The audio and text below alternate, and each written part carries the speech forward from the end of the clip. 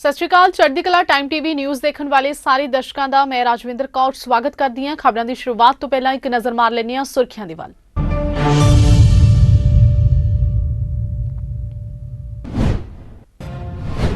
ਗੁਜਰਾਤ ਚੋਣਾਂ ਨੂੰ ਲੈ ਕੇ ਚੋਣ ਪ੍ਰਚਾਰ 'ਚ ਆਈ ਤੇਜ਼ੀ। ਹਰਭਜਨ ਸਿੰਘ ਨੇ ਕੇਜਰੀਵਾਲ ਤੇ ਭਗਵੰਤ ਮਾਨ ਨਾਲ ਆਪਦੇ ਰੋਡ ਸ਼ੋਅ 'ਚ ਲਿਆ ਹਿੱਸਾ। ਲੋਕਾਂ ਦਾ ਉਮੜਿਆ ਹਜ਼ੂਮ।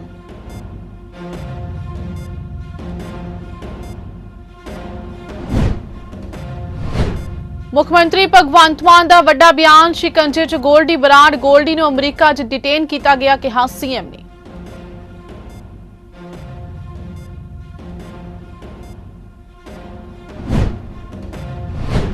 ਮੂਸੇਵਾਲਾ ਦੇ ਪਿਤਾ ਨੇ ਗੋਲਡੀ ਬਰਾੜ ਦੀ ਹਿਰਾਸਤ ਦਾ ਕੀਤਾ ਸਵਾਗਤ। ਗੋਲਡੀ ਬਰਾੜ ਨੂੰ ਪੰਜਾਬ ਲਿਆਉਣ ਦੀ ਕੀਤੀ ਮੰਗ।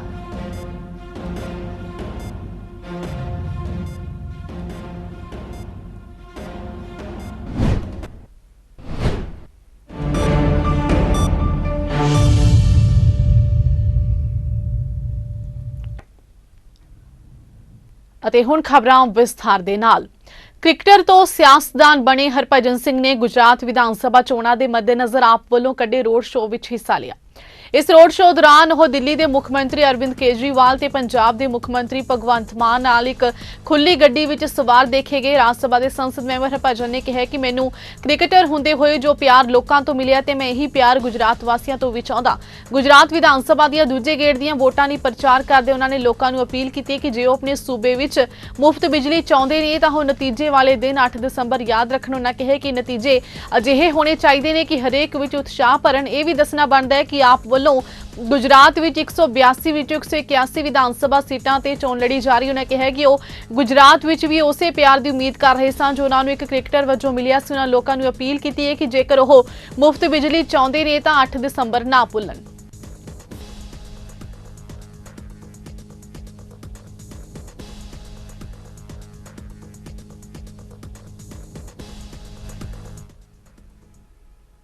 ਸਿੱਧੂ ਮੂਸੇਵਾਲਾ ਕਤਲ ਕਾਂਡ ਵਿੱਚ master mind gangster Goldy Brar ਨੂੰ ਹਿਰਾਸਤ ਵਿੱਚ ਲੈ ਜਾਣ ਦੀਆਂ ਖਬਰਾਂ ਸਾਹਮਣੇ ਆਉਣ ਤੇ ਮੂਸੇਵਾਲਾ ਦੇ ਪਿਤਾ ਨੇ ਗ੍ਰਿਫਤਾਰੀ ਦਾ ਸਵਾਗਤ ਕੀਤਾ ਹੈ। ਬਲਕੌਰ ਸਿੰਘ ਨੇ ਕਿਹਾ ਕਿ ਉਹ ਗੋਲਡੀ ਬਰਾੜ ਦੀ ਗ੍ਰਿਫਤਾਰੀ ਦਾ ਸਵਾਗਤ ਕਰਦੇ ਨੇ। ਉਹਨਾਂ ਕਿਹਾ ਕਿ ਜੇਕਰ ਉਸ ਨੂੰ ਗ੍ਰਿਫਤਾਰ ਕੀਤਾ ਗਿਆ ਤਾਂ ਭਾਰਤ ਲਿਆਂਦਾ ਜਾਵੇ ਤੇ ਉਸ ਨੂੰ ਫਾਂਸੀ ਦੀ ਸਜ਼ਾ ਦਿੱਤੀ ਜਾਵੇ। ਬਲਕੌਰ ਸਿੰਘ ਨੇ ਕਿਹਾ ਕਿ ਗੋਲਡੀ ਬਰਾੜ ਤੇ ਜੱਗੂ ਭਗਵਾਨਪੁਰੀਆ ਦੇ ਨਾਲ ਬਿਠਾ ਕੇ ਪੁੱਛਗਿੱਛ ਕੀਤੀ ਜਾਵੇਗੀ। ਦੱਸ ਦਈਏ ਕਿ ਬੀਤੇ ਦਿਨੀ ਬਲਕੌਰ ਸਿੰਘ ਨੇ ਗੋਲਡੀ ਬਰਾੜ ਦੇ ਸਿਰ 2 ਕਰੋੜ ਰੁਪਏ ਦਾ ਇਨਾਮ ਰੱਖਣ ਦੀ ਮੰਗ ਕੀਤੀ ਸੀ। ਇਸ ਵਿੱਚੋਂ ਅੱਜ ਸੂਤਰਾਂ ਅਨੁਸਾਰ ਭਾਰਤੀ ਖੁਫੀਆ ਏਜੰਸੀਆਂ ਵੱਲੋਂ ਕੈਨੇਡਾ ਦੇ ਕੈਲੀਫੋਰਨੀਆ ਵਿੱਚ ਗੈਂਗਸਟਰ ਗੋਲਡੀ ਬਰਾੜ ਨੂੰ ਡਿਟੇਨ ਕਰਨ ਦੀ ਸੂਚਨਾ ਪ੍ਰਾਪਤ ਹੋਈ ਹੈ। देखो कोई मैनू हाले तक ऑफिशियल जानकारी तो नहीं मिली पर थोड़ी प्रैस के माध्यम ਨਾਲ ਕਿ ਵੱਖ-ਵੱਖ ਚੈਨਲਾਂ ਦੇ ਮਾਧਿਅਮ ਤੋਂ ਇਹ ਗੱਲ ਜ਼ਰੂਰ ਪਤਾ ਲੱਗੀ ਹੈ ਵੀ ਉਹਨੂੰ ਡਿਟੇਨ ਕੀਤਾ ਗਿਆ। ਜੇ ਕੀਤਾ ਗਿਆ ਤਾਂ ਮੈਂ ਸਵਾਗਤ ਕਰੂੰਗਾ ਇਸ ਗੱਲ ਦਾ, ਕਿਉਂਕਿ ਆਪਾਂ ਵੀ ਚਾਹੁੰਦੇ ਆ। ਮੈਂ ਕੱਲ ਸਟੇਟਮੈਂਟ ਵੀ ਇਹੀ ਦਿੱਤੀ ਸੀ ਵੀ ਬੇਸ਼ੱਕ ਇਹਦੇ ਆਪਾਂ ਨੂੰ ਕੋਈ ਰਿਵਾਰਡ ਵਗੈਰਾ ਜਾਂ ਕੋਈ ਇਨਾਮ ਰੱਖੀਏ, ਲੋਕਾਂ ਦੇ ਵਿੱਚ ਥੋੜੀ ਖਿੱਚ ਪੈਦਾ ਹੋਵੇ ਨਾ, ਫਿਰ ਜਲਦੀ ਹੋ ਸਕਦਾ। ਜੇ ਹੋਇਆ ਤਾਂ ਬਹੁਤ ਵਧੀਆ ਗੱਲ ਹੈ। ਮੈਂ ਇਸ ਗੱਲ ਦੀ ਸ਼ਾਬਾਸ਼ੀ ਦੇਣੀ ਚਾਹੂੰਗਾ ਏਜੰਸੀਆਂ ਨੂੰ ਜਾਂ ਜਿਹਨੇ ਵੀ ਕਰਿਆ। ਸਿੱਧੂ ਮੂਸੇਵਾਲਾ ਕਤਲ ਕਾਂਡ ਦੇ ਮਾਸਟਰਮਾਈਂਡ ਗੈਂਗਸਟਰ ਗੋਲਡੀ ਬਰਾੜ ਨੂੰ ਅਮਰੀਕਾ ਪੁਲਿਸ ਵੱਲੋਂ ਡਿਟੇਨ ਕੀਤੇ ਜਾਣ ਤੋਂ ਬਾਅਦ ਮੁੱਖ ਮੰਤਰੀ ਭਗਵੰਤ ਸਿੰਘ ਮਾਨ ਦਾ ਵੱਡਾ ਬਿਆਨ ਸਾਹਮਣੇ ਆਇਆ। ਮੁੱਖ ਮੰਤਰੀ ਨੇ ਕਿਹਾ ਕਿ ਜਲਦੀ ਹੀ ਗੋਲਡੀ ਬਰਾੜ ਨੂੰ ਪੰਜਾਬ ਲੈ ਕੇ ਆਂਦਾ ਜਾਵੇਗਾ। ਉਹਨੇ ਕਿਹਾ ਕਿ ਗੋਲਡੀ ਬਰਾੜ ਕਈ ਵੱਡੇ ਕਤਲ ਦੀਆਂ ਵਾਰਦਾਤਾਂ 'ਚ ਸ਼ਾਮਿਲ ਹੈ ਜਿਸ ਨੂੰ ਅਮਰੀਕਾ ਪੁਲਿਸ ਨੇ ਡਿਟੇਨ ਕਰ ਲਿਆ। ਇਸ ਦੀ ਖਬਰ ਅੱਜ ਹੀ ਉਹਨਾਂ ਨੂੰ ਮਿਲੀ ਹੈ। ਮੁੱਖ ਮੰਤਰੀ ਨੇ ਇਹ ਵੀ ਕਿਹਾ ਕਿ ਕੈਲੀਫੋਰਨੀਆ ਵੱਲੋਂ ਸਾਡੇ ਨਾਲ ਬਕਾਇਦਾ ਸੰਪਰਕ ਵੀ ਕੀਤਾ ਗਿਆ। ਉਹਨਾਂ ਕਿਹਾ ਕਿ ਪੰਜਾਬ ਸਰਕਾਰ ਵੱਲੋਂ ਕੁਝ ਸਮਾਂ ਪਹਿਲਾਂ ਹੀ ਗੋਲਡੀ ਬਰਾੜ ਨੂੰ ਲੈ ਕੇ ਰੈੱਡ ਕਾਰਨਰ ਨੋਟਿਸ ਵੀ ਜਾਰੀ ਕੀਤਾ ਗਿਆ ਸੀ। ਗੁਜਰਾਤ ਚੋਣ ਪ੍ਰਚਾਰ ਵਿੱਚ ਰੁੱਝੇ ਮੁੱਖ ਮੰਤਰੀ ਭਗਵੰਤ ਮਾਨ ਨੇ ਪੱਤਰਕਾਰਾਂ ਨਾਲ ਗੱਲ ਕਰਦਿਆਂ ਕਿਹਾ ਕਿ ਜਲਦ ਹੀ ਗੋਲਡੀ ਨੂੰ ਪੰਜਾਬ ਲਿਆਂਦਾ ਜਾਵੇਗਾ। ਉਸ ਦਾ ਵੱਡੇ ਕਤਲ ਕੇਸਾਂ 'ਚ ਹੱਥ ਹੈ। ਉਸ ਨੂੰ ਪੰਜਾਬ ਲਿਆ ਕੇ ਕਾਨੂੰਨ ਮੁਤਾਬਿਕ ਸਖਤ ਸਜ਼ਾ ਦਿੱਤੀ ਜਾਵੇਗੀ ਤੇ ਪੀੜਤ ਪਰਿਵਾਰ ਨੂੰ ਇਨਸਾਫ ਦਿਵਾਇਆ ਜਾਵੇਗਾ। सुबह की न्यूज़ है जो कि कंफर्म न्यूज़ है, मैं being a head of state ये बता रहा हूँ कि जो कनाडा में एक बहुत बड़ा गैंगस्टर बैठा था जो सब गैर सामाजिक कार्रवाइयाँ करवा रहा था, पैसे भेज रहा था या कुछ भी, गोल्डी बराड़, उसको अमेरिका में डिटेन कर लिया गया है। हम पंजाब की सोशल बॉन्डिंग को टूटने नहीं देंगे। पंजाब की सोशल बॉन्डिंग इतनी मजबूत है, इसको तोड़ने की बहुत बार कोशिश की गई है। ये गैंगस्टर कल्चर बड़ी जल्दी मैं पहले ही बोल चुका हूं, पंजाब में बड़ी जल्दी गैंगस्टर कल्चर आपको खत्म मिलेगा। वो बाहर बैठे हैं, इसलिए हमें थोड़ा थ्रू द चैनल जाना पड़ रहा है। रिसेंटली अभी हमने गोल्डी बराड़ को रेड कॉर्नर नोटिस जारी करवाया था होम मिनिस्ट्री से, तो अभी हमें पता चला है वो डिटेन हो गया है। जल्दी ही उसको यहाँ पे लाया जाएगा। बड़ी बड़ी हत्याओं में उसका हाथ है और कानून के मुताबिक उसको सख्त से सख्त सजा मिलेगी और परिवारों को इंसाफ मिलेगा। ਅਮਰੀਕਾ ਵਿੱਚ ਬਾਈਡਨ ਪ੍ਰਸ਼ਾਸਨ ਨੇ ਭਾਰਤੀ ਉਪ ਮਹਾਦੀਪ ਵਿੱਚ ਅਲ-ਕਾਇਦਾ ਦੇ 2 ਨੇਤਾਵਾਂ ਤੇ ਅਫਗਾਨਿਸਤਾਨ ਵਿੱਚ ਤਹਿਰੀਕੇ ਤਾਲਿਬਾਨ ਪਾਕਿਸਤਾਨ ਅੰਦੋਲਨ ਦੇ 2 ਨੇਤਾਵਾਂ ਨੂੰ ਗਲੋਬਲ ਅੱਤਵਾਦੀ ਐਲਾਨ ਕੀਤਾ ਹੈ। ਵਿਦੇਸ਼ ਮੰਤਰੀ ਐਂਟਨੀ ਬਲਿੰਕਨ ਦੇ ਇੱਕ ਬਿਆਨ ਦੇ ਵਿੱਚ ਇਹ ਜਾਣਕਾਰੀ ਦਿੱਤੀ ਗਈ ਹੈ। ਬਲਿੰਕਨ ਨੇ ਕਿਹਾ ਕਿ ਵਿਦੇਸ਼ ਵਿਭਾਗ ਨੇ 2 AQIS ਤੇ 2 TTP ਨੇਤਾਵਾਂ ਨੂੰ ਉਹਨਾਂ ਦੇ ਸੰਬੰਧਿਤ ਸਮੂਹਾਂ ਵਿੱਚ ਲੀਡਰਸ਼ਿਪ ਦੀਆਂ ਭੂਮਿਕਾਵਾਂ ਲਈ ਗਲੋਬਲ ਅੱਤਵਾਦੀ ਦੇ ਤੌਰ ਤੇ ਐਲਾਨਿਆ ਗਿਆ ਹੈ। ਬਿਆਨ ਵਿੱਚ ਕਿਹਾ ਗਿਆ ਹੈ ਕਿ ਇਹ 4 ਵਿਅਕਤੀ ਉਸਾਮਾ ਮਹਿਮੂਦ, ਆਤਿਫ ਯਾਹਿਆ ਗੌਰੀ, ਮੁਹੰਮਦ ਮਾਰੂਫ ਤੇ ਕਾਰੀ ਅਮਜ਼ਦ ਨੇ। ਉਹਨਾਂ ਕਿਹਾ ਕਿ ਅਮਰੀਕੀ ਸਰਕਾਰ ਅਫਗਾਨਿਸਤਾਨ ਵਿੱਚ ਸਰਗਰਮ ਅਲ-ਕਾਇਦਾ ਤੇ ਤਾਲਿਬਾਨ ਅੱਤਵਾਦੀ ਸਮੂਹਾਂ ਦਾ ਮੁਕਾਬਲਾ ਕਰਨ ਲਈ ਆਪਣੇ ਅੱਤਵਾਦ ਵਿਰੋਧੀ ਸਾਧਨਾਂ ਦੀ ਵਰਤੋਂ ਕਰਨ ਲਈ ਵਚਨਬੱਧ ਹੈ।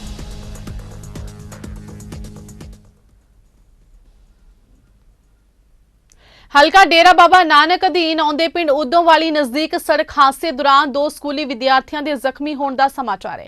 ਜਾਣਕਾਰੀ ਦੇ ਅਨੁਸਾਰ ਇਹ ਦੋਵੇਂ ਵਿਦਿਆਰਥੀ ਪਿੰਡ ਸ਼ਾਹਜਹਾਂਪੁਰ ਜਾਜਨ ਦੇ ਵਾਸੀ ਨੇ। ਸਹਿਬਾਜ਼ ਸਿੰਘ ਤੇ ਸੁਖਮਨਦੀਪ ਸਿੰਘ ਜੋ ਕਿ ਦੋਵੇਂ ਦੋਸਤ ਨੇ ਤੇ ਸਪਲੈਂਡਰ ਮੋਟਰਸਾਈਕਲ ਤੇ ਸਵਾਰ ਹੋ ਕੇ ਸਰਕਾਰੀ ਸੀਨੀਅਰ ਸੈਕੰਡਰੀ ਸਕੂਲ ਧਾਰੋਵਾਲੀ ਜਾ ਰਹੇ ਸਨ। ਜਦੋਂ ਇਹ ਦੋਵੇਂ ਦੋਸਤ ਪਿੰਡ ਉਦੋਂਵਾਲੀ ਨਜ਼ਦੀਕ ਪਹੁੰਚੇ ਤਾਂ ਸਾਹਮਣੇ ਤੇਜ਼ ਰਫ਼ਤਾਰ ਆ ਰਹੀ ਕਾਰ ਨਾਲ ਉਹਨਾਂ ਦੀ ਭਿਆਨਕ ਟੱਕਰ ਹੋ ਗਈ। ਇਸ ਦੌਰਾਨ ਦੋਵੇਂ ਵਿਦਿਆਰਥੀ ਜ਼ਖਮੀ ਹੋ ਗਏ। ਹਾਦਸੇ ਦੌਰਾਨ ਸੁਖਮਨਦੀਪ ਸਿੰਘ ਗੰਭੀਰ ਰੂਪ ਵਿੱਚ ਜ਼ਖਮੀ ਹੋਇਆ, ਜਿਸ ਨੂੰ ਆਸ-ਪਾਸ ਦੇ ਲੋਕਾਂ ਦੀ ਮਦਦ ਨਾਲ ਕਿਸੇ ਨਿੱਜੀ ਹਸਪਤਾਲ ਵਿੱਚ ਭਰਤੀ ਕਰਵਾਇਆ ਗਿਆ। ਮੌਕੇ ਤੇ ਪਹੁੰਚੇ ਪੁਲਿਸ ਥਾਣਾ ਕੋਟਲੀ ਸੂਰਤ ਮੱਲੀ ਦੇ ਅਧਿਕਾਰੀਆਂ ਵੱਲੋਂ ਹਾਦਸੇ ਦਾ ਮੁੱਖ ਕਾਰਨ ਹਰ ਰੋਜ਼ ਪੈ ਰਹੀ ਸੰਘਣੀ ਧੁੰਦ ਦੱਸਿਆ ਜਾ ਰਿਹਾ। ਪੁਲਿਸ ਅਧਿਕਾਰੀਆਂ ਨੇ ਕਿਹਾ ਕਿ ਪਰਿਵਾਰਕ ਮੈਂਬਰਾਂ ਵੱਲੋਂ ਦਿੱਤੇ ਗਏ ਬਿਆਨਾਂ ਦੇ ਆਧਾਰ ਤੇ ਕਾਰਵਾਈ ਕੀਤੀ ਜਾ ਰਹੀ ਹੈ।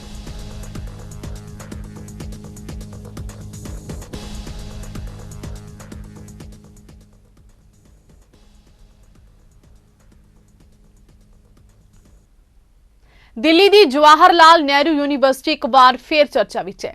JNU ਕੈਂਪਸ ਵਿੱਚ ਸਥਿਤ ਕਈ ਇਮਾਰਤਾਂ ਉੱਤੇ ਬ੍ਰਾਹਮਣ ਵਿਰੋਧੀ ਨਾਅਰੇ ਲਿਖੇ ਗਏ ਨੇ। ਬ੍ਰਾਹਮਣ ਵਿਰੋਧੀ ਨਾਅਰਿਆਂ ਨਾਲ ਕੈਂਪਸ ਨੂੰ ਵਿਗਾੜਨ ਦੀ ਘਟਨਾ ਤੇ ਕੈਂਪਸ ਪ੍ਰਸ਼ਾਸਨ ਹਰਕਤ ਵਿੱਚ ਆ ਗਿਆ ਤੇ ਜਾਂਚ ਦੇ ਹੁਕਮ ਦਿੱਤੇ ਗਏ ਨੇ।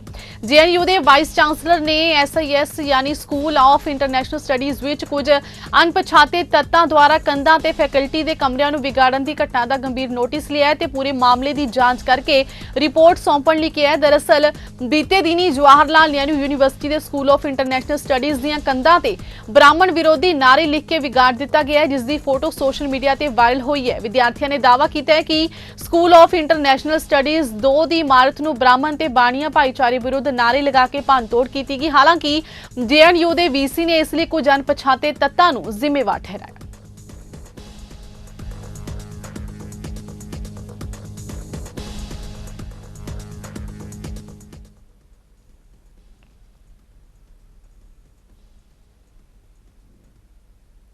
ਇਸ ਦੇ ਨਾਲ ਹੀ ਸਮਾਂ ਹੋ ਚੱਲਿਆ ਇੱਕ ਬ੍ਰੇਕ ਦਾ। ਬ੍ਰੇਕ ਤੋਂ ਬਾਅਦ ਖਬਰਾਂ ਦਾ ਸਿਲਸਿਲਾ ਇਸੇ ਤਰ੍ਹਾਂ ਜਾਰੀ ਰਹੇਗਾ।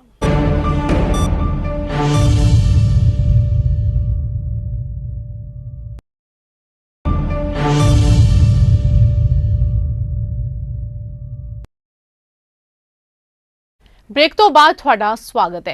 मुंबई इंटरनेशनल एयरपोर्ट ते सर्वर डाउन होने कारण कई उड़ानां प्रभावित हो गई ने ते यात्रियों की भीड़ वध गई है। जानकारी मुताबिक एयरपोर्ट ते आम तुलना विच भीड़ थोड़ी ज्यादा सी, इस नाल उत्थे हफड़ा दफड़ी भरिया माहौल बन गया। हालांकि मुंबई एयरपोर्ट के टर्मिनल 2 ते शाम सारे सिस्टम 40 मिनट तक डाउन रहने तो बाद मुड़ चालू हो गए ने। रिपोर्टां दे मुताबिक एयरपोर्ट ते CITA सिस्टम डाउन होया सी। एयरपोर्ट ते सारा काम CITA नाल ही हुंदा है ते इसे ते एयरपोर्ट दा सर्वर चल रहा है।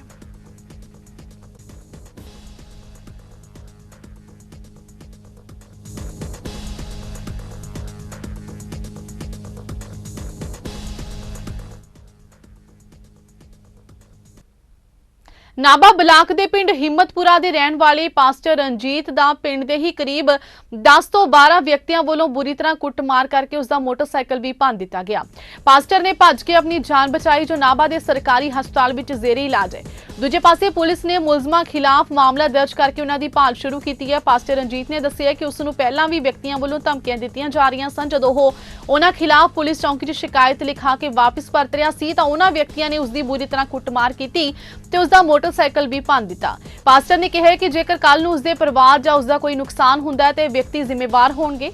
ਇਸ ਮੌਕੇ ਪਾਸਟਰ ਐਸੋਸੀਏਸ਼ਨ ਦੇ ਪ੍ਰਧਾਨ ਫ੍ਰਾਂਸਿਸ ਗਿੱਲ ਨੇ ਕਿਹਾ ਕਿ ਅਸੀਂ ਮੰਗ ਕਰਦੇ ਹਾਂ ਕਿ ਜਿਨ੍ਹਾਂ ਵਿਅਕਤੀਆਂ ਵੱਲੋਂ ਪਾਸਟਰ ਦੀ ਕੁੱਟਮਾਰ ਕੀਤੀ ਗਈ ਉਹਨਾਂ ਖਿਲਾਫ ਸਖਤ ਕਾਰਵਾਈ ਕੀਤੀ ਜਾਵੇ।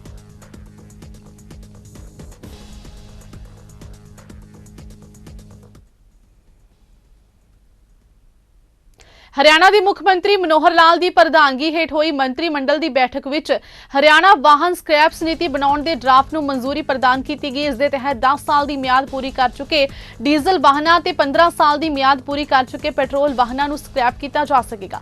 ਇਹ ਨੀਤੀ ਭਾਰਤ ਸਰਕਾਰ ਦੇ ਸਵੈ ਇੱਛੁਕ ਵਾਹਨ ਬੇੜੇ ਦਾ ਆਧੁਨਿਕੀਕਰਨ ਪ੍ਰੋਗਰਾਮ ਦੇ ਨਾਲ ਲਿੰਕ ਕਰਕੇ ਤਿਆਰ ਕੀਤੀ ਗਈ ਹੈ ਤੇ ਇਸ ਨੀਤੀ ਤਹਿਤ ਵਸੂਲੇ ਜਾਣ ਵਾਲੇ ਮੋਟਰ ਵਾਹਨ ਟੈਕਸ ਵਿੱਚ 10% ਤੱਕ ਜਾਂ ਜਮ੍ਹਾਂ ਪ੍ਰਮਾਣ ਪੱਤਰ ਵਿੱਚ ਜ਼ਿਕਰ ਸਕ੍ਰੈਪ ਮੁੱਲ ਦਾ 50% ਜੋ ਵੀ ਘੱਟ ਹੋਵੇ ਛੋੜ ਦੇਣ ਦੀ ਵਿਵਸਥਾ ਹੋਵੇਗੀ। ਜਮ੍ਹਾਂ ਪ੍ਰਮਾਣ ਪੱਤਰ ਦੇ ਆਧਾਰ ਤੇ ਖਰੀਦੇ ਗਏ ਨਵੇਂ ਵਾਹਨ ਦੀ ਰਜਿਸਟ੍ਰੇਸ਼ਨ ਟੈਕਸ ਵਿੱਚ 25% ਦੀ ਛੋਟ ਵੀ ਦਿੱਤੀ ਜਾਵੇਗੀ।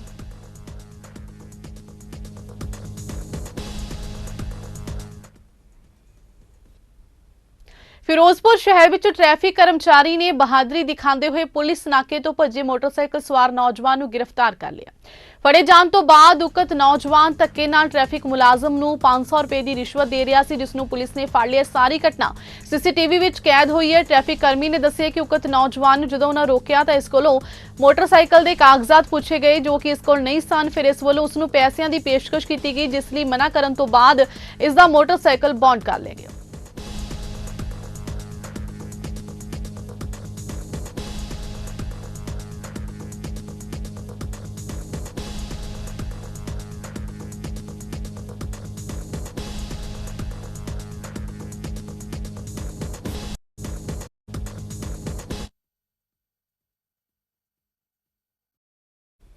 ਤਖ਼ਤ ਸ੍ਰੀ ਹਰਿਮੰਦਰ ਜੀ ਪਟਨਾ ਸਾਹਿਬ ਦੇ ਜਥੇਦਾਰ ਤੇ ਪ੍ਰਬੰਧਕੀ ਬੋਰਡ ਦੇ ਚੱਲ ਰਹੇ ਵਿਵਾਦ ਦੌਰਾਨ ਸ੍ਰੀ ਅਕਾਲ ਤਖ਼ਤ ਸਾਹਿਬ ਦੇ ਜਥੇਦਾਰ ਗਿਆਨੀ ਹਰਪ੍ਰੀਤ ਸਿੰਘ ਨੇ ਆਦੇਸ਼ ਜਾਰੀ ਕਰਕੇ ਸਮੁੱਚੇ ਪ੍ਰਬੰਧਕੀ ਬੋਰਡ ਨੂੰ 6 ਦਸੰਬਰ ਨੂੰ ਦੁਪਹਿਰ 12 ਵਜੇ ਸ੍ਰੀ ਅਕਾਲ ਤਖ਼ਤ ਸਾਹਿਬ ਵਿਖੇ ਪੇਸ਼ ਹੋਣ ਲਈ ਕਿਹਾ। ਗਿਆਨੀ ਹਰਪ੍ਰੀਤ ਸਿੰਘ ਨੇ ਗਿਆਨੀ ਬਲਦੇਵ ਸਿੰਘ ਨੂੰ ਅਗਲੇ ਆਦੇਸ਼ਾਂ ਤੱਕ ਤਖ਼ਤ ਸ੍ਰੀ ਪਟਨਾ ਸਾਹਿਬ ਵਿਖੇ ਜਥੇਦਾਰ ਵਜੋਂ ਸੇਵਾਵਾਂ ਨਿਭਾਉਣ ਅਤੇ ਪ੍ਰਬੰਧਕੀ ਕਮੇਟੀ ਨੂੰ ਗਿਆਨੀ ਰਣਜੀਤ ਸਿੰਘ ਗੌਹਰ ਤੇ ਗਿਆਨੀ ਇਕਬਾਲ ਸਿੰਘ ਤੋਂ ਤਖ਼ਤ ਸਾਹਿਬ ਦਾ ਕੰਪਲੈਕਸ ਖਾਲੀ ਕਰਾਉਣ ਦਾ ਵੀ ਆਦੇਸ਼ ਜਾਰੀ ਕੀਤਾ ਹੈ। ਜ਼ਿਕਰਯੋਗ ਹੈ ਕਿ ਪਿਛਲੇ ਕਾਫੀ ਸਮੇਂ ਤੋਂ ਤਖ਼ਤ ਸ੍ਰੀ ਪਟਨਾ ਸਾਹਿਬ ਦੇ ਜਥੇਦਾਰ ਤੇ ਪ੍ਰਬੰਧਕੀ ਬੋਰਡ ਦੇ ਮੈਂਬਰਾਂ ਵਿਚਕਾਰ ਵਿਵਾਦ ਚੱਲ ਰਿਹਾ ਹੈ। ਤਖ਼ਤ ਸ੍ਰੀ ਹਰਿਮੰਦਰ ਜੀ ਪਟਨਾ ਸਾਹਿਬ ਦੀ ਪਾਵਨ ਧਰਤੀ ਦੇ ਉੱਤੇ ਜੋ ਸਿੱਖਾਂ ਲਈ ਮਹਾਨ ਹੈ, ਪਾਵਨ ਤਖਤ ਹੈ, ਬੜੀ ਅਹਿਮੀਅਤ ਹੈ। ਇਸ ਮਹਾਨ ਤਖਤ ਦੇ ਜਥੇਦਾਰ ਦੀ ਪਦਵੀ ਦਾ ਵਿਵਾਦ ਕੁਝ ਮਹੀਨਿਆਂ ਤੋਂ ਚੱਲ ਰਿਹਾ। ਸੋਸ਼ਲ ਮੀਡੀਆ ਤੇ, ਪ੍ਰਿੰਟ ਮੀਡੀਆ ਤੇ, ਇਲੈਕਟ੍ਰੋਨਿਕ ਮੀਡੀਆ ਤੇ ਇਸ ਵਿਵਾਦ ਸੰਬੰਧੀ ਬਹੁਤ ਸਾਰੀਆਂ ਖਬਰਾਂ ਲੱਗ ਰਹੀਆਂ, ਜਿਸ ਨਾਲ ਸਮੁੱਚੇ ਸਿੱਖ ਪੰਥ ਨੂੰ ਬਹੁਤ ਵੱਡੀ ਠੇਸ ਪਹੁੰਚੀ ਹੈ ਤੇ ਇਹ ਚਿੰਤਾ ਦਾ ਵਿਸ਼ਾ ਹੈ। ਔਰ ਇਸ ਵਿਵਾਦ ਦੇ ਨਾਲ ਤਖ਼ਤ ਸ੍ਰੀ ਹਰਿਮੰਦਰ ਜੀ ਪਟਨਾ ਸਾਹਿਬ ਦੀ ਮਾਨ ਮਰਿਆਦਾ ਨੂੰ ਵੀ ਵੱਡੀ ਢਾਹ ਲੱਗੀ ਹੈ। ਬੋਰਡ ਜੋ ਇਸ ਤਖ਼ਤ ਸਾਹਿਬ ਦਾ ਸਮੁੱਚਾ ਪ੍ਰਬੰਧ ਦੇਖਦਾ ਹੈ, ਇਸ ਵਿਵਾਦ ਨੂੰ ਹੱਲ ਕਰਨ ਦੇ ਵਿੱਚ ਪੂਰੀ ਤਰ੍ਹਾਂ ਨਾਕਾਮਯਾਬ ਰਿਹਾ ਹੈ। ਇਸ ਲਈ ਫੈਸਲਾ ਕੀਤਾ ਹੈ ਕਿ ਇਹ ਜਿਹੜਾ ਬੋਰਡ ਹੈ, ਇਸ ਨੂੰ ਸ੍ਰੀ ਅਕਾਲ ਤਖ਼ਤ ਸਾਹਿਬ ਦੇ ਉੱਤੇ 21 ਮੱਘਰ ਨਾਨਕਸ਼ਾਹੀ ਸੰਮਤ 554 ਮੁਤਾਬਕ 6 ਦਸੰਬਰ 2022 ਨੂੰ ਦੁਪਹਿਰ 12 ਵਜੇ ਸ੍ਰੀ ਅਕਾਲ ਤਖ਼ਤ ਸਾਹਿਬ ਦੇ ਉੱਤੇ ਤਲਬ ਕੀਤਾ ਜਾਂਦਾ ਹੈ। ਸਾਰੇ ਬੋਰਡ ਦੇ ਮੈਂਬਰ ਇਸ ਦਿਨ ਸ੍ਰੀ ਅਕਾਲ ਤਖ਼ਤ ਸਾਹਿਬ ਤੇ ਹਾਜ਼ਰ ਹੋਣ। ਜੇ ਕੋਈ ਨਾ ਹਾਜ਼ਰ ਹੋਇਆ ਜਾਂ ਕਿਸੇ ਕਿਸਮ ਦਾ ਕੋਈ ਬਹਾਨਾ ਬਣਾਉਣ ਦਾ ਯਤਨ ਕੀਤਾ ਤੇ ਉਸ ਦੇ ਖਿਲਾਫ ਉਸੇ ਵਕਤ ਜਿਹੜਾ ਹੈ ਉੱਥੇ ਮਰਿਆਦਾ ਮੁਤਾਬਕ ਕਾਰਵਾਈ ਕੀਤੀ ਜਾਊਗੀ। ਚੀਨ ਦੇ ਵਿਰੋਧ ਪ੍ਰਦਰਸ਼ਨਾਂ ਦਰਮਿਆਨ ਸਖਤ ਜ਼ੀਰੋ ਕੋਵਿਡ ਨੀਤੀ ਵਿੱਚ ਛੋੜ ਦਿੱਤੀ ਗਈ ਹੈ ਤੇ ਸਾਬਕਾ ਰਾਸ਼ਟਰਪਤੀ ਜਿयांग ਜੈਮਿਨ ਦੇ ਅੰਤਿਮ ਸੰਸਕਾਰ ਦੀਆਂ ਤਿਆਰੀਆਂ ਦੇ ਮੱਦੇਨਜ਼ਰ ਦੇਸ਼ ਭਰ ਵਿੱਚ ਸੁਰੱਖਿਆ ਵਧਾ ਦਿੱਤੀ ਗਈ ਹੈ, ਜਿਨ੍ਹਾਂ ਦਾ ਇੱਕ ਦਿਨ ਠੰਡ ਦੇ ਮੌਸਮ ਵਿੱਚ ਲੋਕਾਂ ਦੀ ਰੋਜ਼ੀ ਰੋਟੀ ਯਕੀਨੀ ਕਰਨ ਲਈ ਪੂਰੇ ਚੀਨ ਵਿੱਚ ਪਾਬੰਦੀਆਂ ਢਿੱਲ ਦਿੱਤੀ ਗਈ ਹੈ। ਜ਼ੀਰੋ ਕੋਵਿਡ ਨੀਤੀ ਦੇ ਵਿਰੋਧ ਤੋਂ ਬਾਅਦ ਚੀਨ ਦੇ ਚੋਟੀ ਦੇ ਉਦਯੋਗਿਕ ਤੇ ਕਾਰੋਬਾਰੀ ਕੇਂਦਰ ਗਵਾਂਗਝੂ ਵਿੱਚ ਕੁਝ ਖੇਤਰਾਂ ਵਿੱਚ ਸਥਾਈ ਪਾਬੰਦੀਆਂ ਹਟਾ ਦਿੱਤੀਆਂ ਗਈਆਂ ਨੇ ਤੇ ਇਨਫੈਕਟਡ ਲੋਕਾਂ ਦੇ ਨੇੜਲੇ ਸੰਪਰਕ ਵਿੱਚ ਆਏ ਲੋਕਾਂ ਨੇ ਇਕਾਂਤਵਾਸ ਕੇਂਦਰਾਂ ਦੀ ਥਾਂ ਘਰਾਂ ਵਿੱਚ ਵੱਖਰੇ ਤੌਰ ਤੇ ਰਹਿਣ ਦੀ ਇਜਾਜ਼ਤ ਦਿੱਤੀ ਗਈ ਹੈ। ਚੀਨ ਸਰਕਾਰ ਅਗਲੇ ਮੰਗਲਵਾਰ ਨੂੰ ਹੋਣ ਵਾਲੇ ਚੀਨ ਦੇ ਸਾਬਕਾ ਰਾਸ਼ਟਰਪਤੀ ਜਿयांग ਦੇ ਅੰਤਿਮ ਸੰਸਕਾਰ ਦੀਆਂ ਤਿਆਰੀਆਂ ਵਿੱਚ ਲੱਗੀ ਹੋਈ ਹੈ, ਕਿਉਂਕਿ ਉਹਨਾਂ ਦਾ ਬੀਤੇ ਦਿਨੀ ਦੇਹਾਂਤ ਹੋ ਗਿਆ।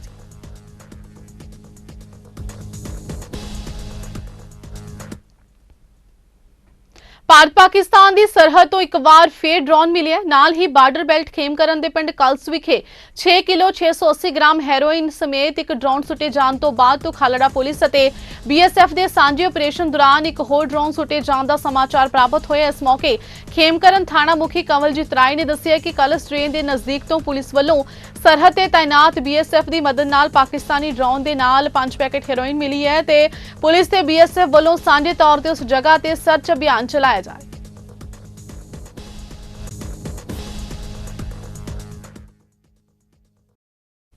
शहरी हवाबाजी मंत्री ज्योतिरादित्य सिंधिया ने राष्ट्रीय राजधानी के हवाई अड्डे ते चेहरे की पछाण के आधार पर हवाई मुसाफिरां नूं एंट्री देने वाली सहूलत डीजी यात्रा की शुरुआत की है। डीजी यात्रा राही मुसाफिरां नूं हवाई अड्डियां ते पेपरलैस एंट्री मिल सकेगी ते यात्रियों के वेरवे की तस्दीक चेहरे की पछाण राही वख-वख जांच बिंदुआं ते ऑटोमैटिक तरीके नाल होवेगी।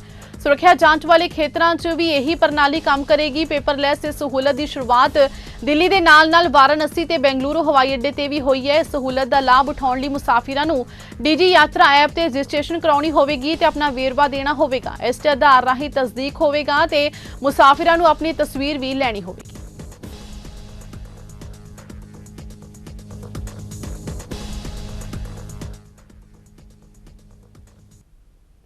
जापान ने दूजे हाफ की शुरुआत विच 2 गोल करके स्पेन नूं 2-1 नाल हरा के विश्व कप के राउंड 16 विच प्रवेश कर लिया। एओ तनाका ने दूजे हाफ के शुरू विच नजदीकी रेंज तो जेतू गोल किया। वीडियो समीक्षा अधिकारियों ने पुष्टि करने विच तकरीबन 2 मिनट लगे कि गेंद गोल तो पहला सीमा तो बाहर नहीं गई सी। खलीफा इंटरनेशनल स्टेडियम च 11वें मिनट विच अलवारो मोराटा ने स्पेन लिए पहला गोल किया, पर हाफ टाइम तो बाद जापान ने गोल कर दिता। रित्सो डोआन ने बॉक्स के बाहरों खब्बे पैर के शॉट नाल 48वें स्थान ते बराबरी की ते कुछ मिनटां बाद तनाका ने दूजा गोल जोड़िया।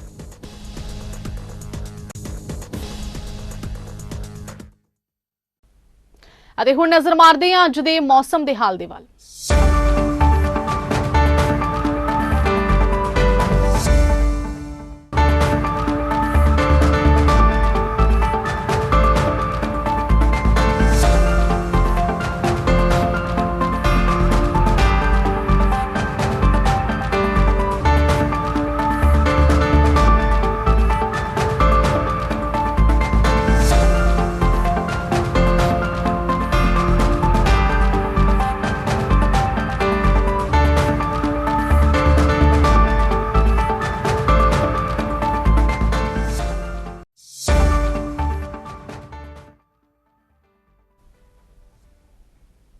इस दे नाल ही खबरों का सिलसिला इत्थे समाप्त हुंदा है। नवीं ते ताज़ा खबरों के नाल फिर हाजिर होवांगे। तद तक लिए दिओ इजाजत। धन्यवाद।